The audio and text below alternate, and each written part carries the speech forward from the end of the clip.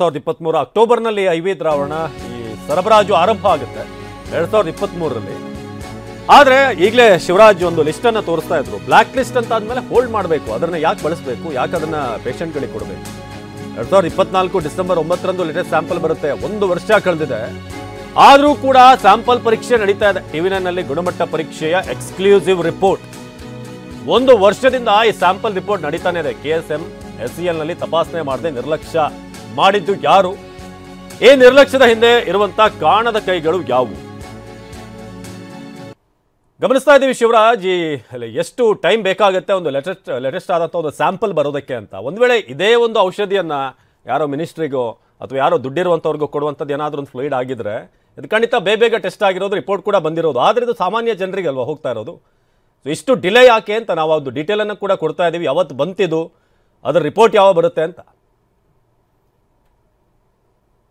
ನಿಮಗೆ ಉಬ್ಬಿದ ರಕ್ತನಾಳ ಅಂದ್ರೆ varicose veins ಸಮಸ್ಯೆ ಇದ್ದಲ್ಲಿ ಫ್ರೀ ಡಾಪ್ಲರ್ ಸ್ಕ್ಯಾನಿಂಗ್ಗಾಗಿ ಹಿಂದೆ ಭೇಟಿ ಕೊಡಿ ಏವಿಸ್ ಆಸ್ಪತ್ರೆಗೆ.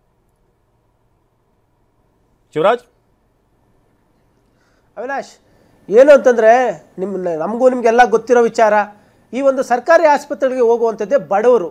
ಯಾಕಂದರೆ ಆರ್ಥಿಕವಾಗಿ ಅಷ್ಟು ಸಬಲರಾಗಿರೋದಿಲ್ಲ. ಈ ಖಾಸಗಿ ಕಂಪನಿಗಳ ಸುಲಿಗೆಗನ್ನು ಬೇಸತ್ತು ಸರ್ಕಾರಿ ಆಸ್ಪತ್ರೆಗಳಾದರೂ ಒಂದು ಒಳ್ಳೆಯ ಚಿಕಿತ್ಸೆ ಸಿಗುತ್ತೆ ಅನ್ನೋ ಒಂದು ಭರವಸೆಯಿಂದ ಅವರು ಸರ್ಕಾರಿ ಆಸ್ಪತ್ರೆಗಳಿಗೆ ಹೋಗ್ತಾರೆ.